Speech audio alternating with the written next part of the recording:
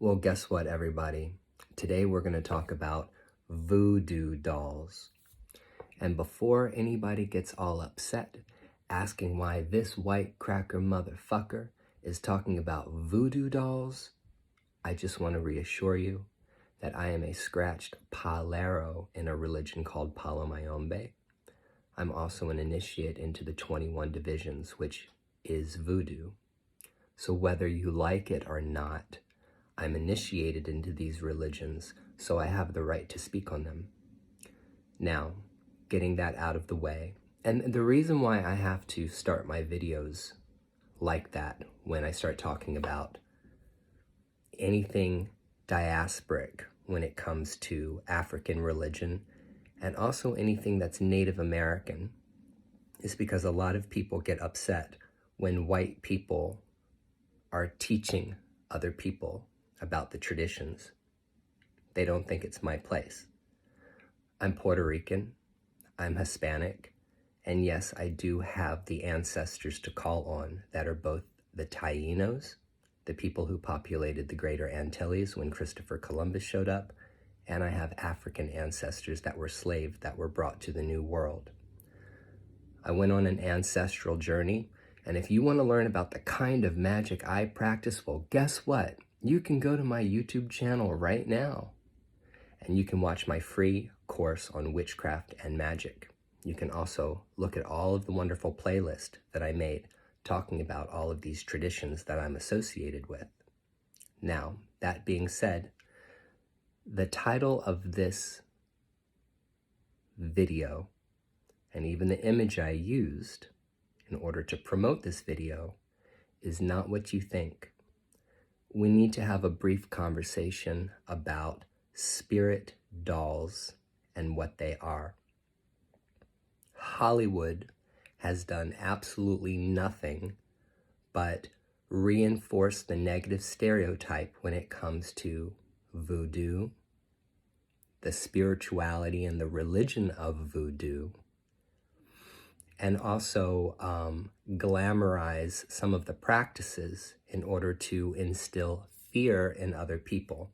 As an example, most people, when I say the word voodoo doll, is going to think about some kind of puppet that an evil, bad person is holding onto and taking pins and sticking those pins into that doll in order to bring pain and suffering and illness towards a person, to break up a person from a relationship, yada, yada, yada. Well, guess what?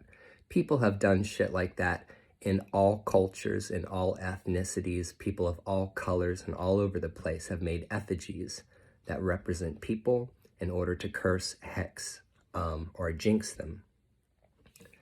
That is not what real voodoo dolls are.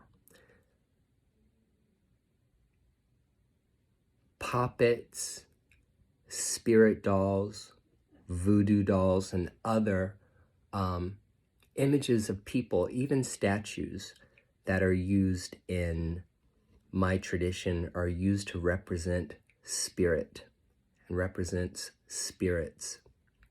I want to show you where the true image of the voodoo doll with the nails stuck in it or the pins stuck in it come from, so that we're really clear about these traditions. So this is very, very dear to me. This is an Inkisi, okay? This is a real Inkisi, and it comes from the Bantu-speaking people. It comes from Central Africa, from the Congo, and around Central Africa, okay? So this is an Inkisi.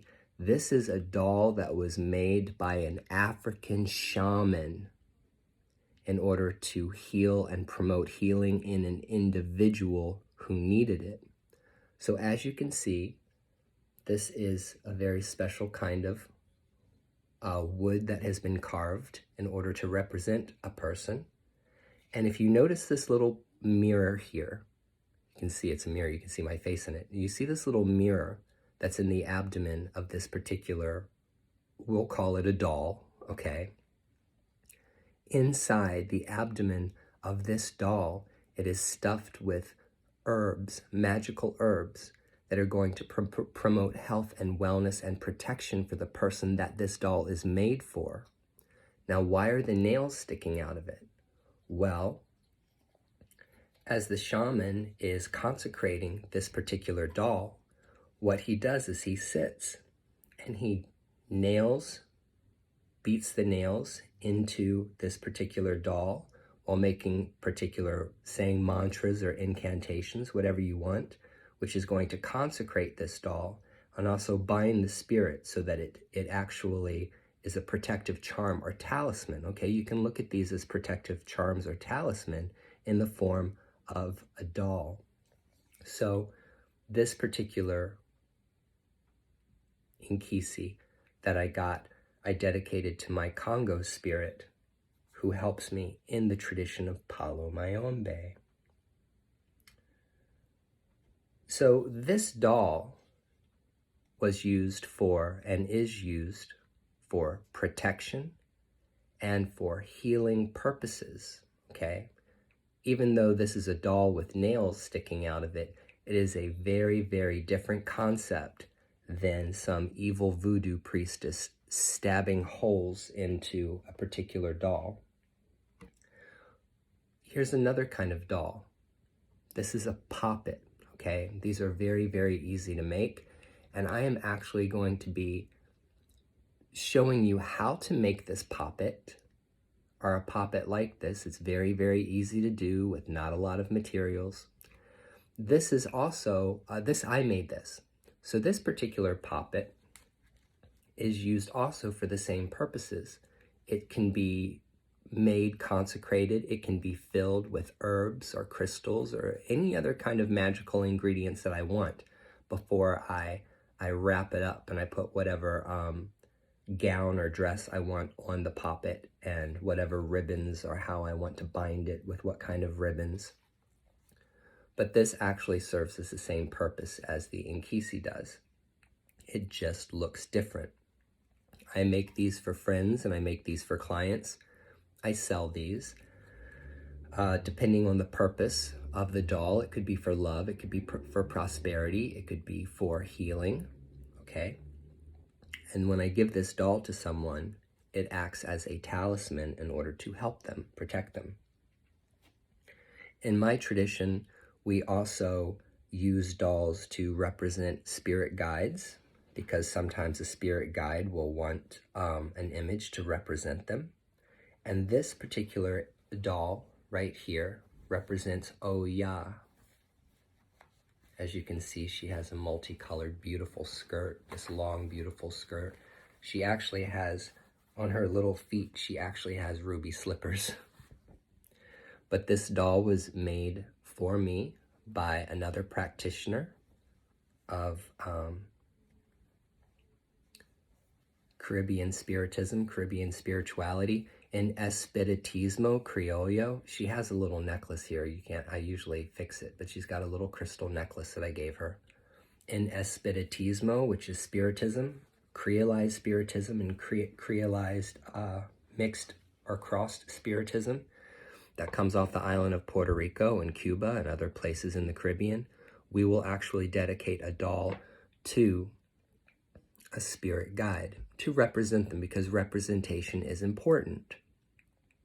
After the doll is consecrated and cared for and dedicated to the spirit, that doll is used as a medium to be able to work with that spirit. Because in my traditions,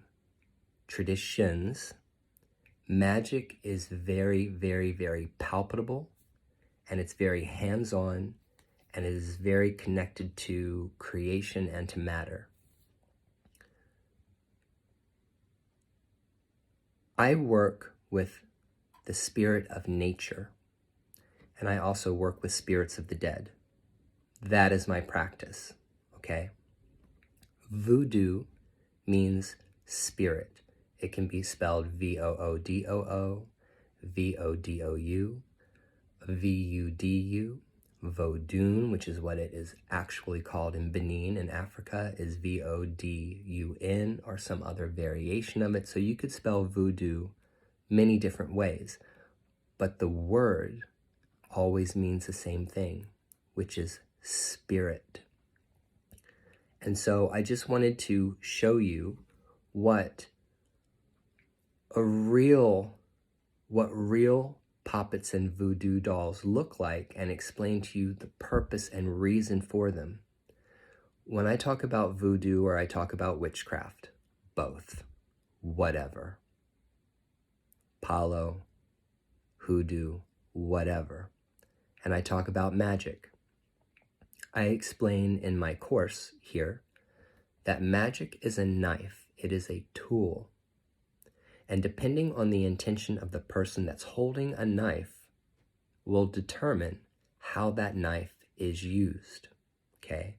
That comes down to ethics and morality. That's something that every single witch or every single practitioner has to determine for themselves.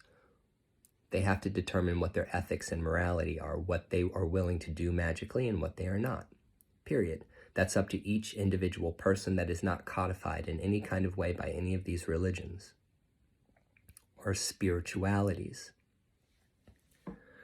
Primarily, when I make dolls, or I work with dolls and puppets, I'm using them for the purpose of prosperity and wealth, healing, and protection as talisman, as most people do, and representation for spirits, as most people do who practice my tradition of spiritism, or creolized spiritism and mediumship.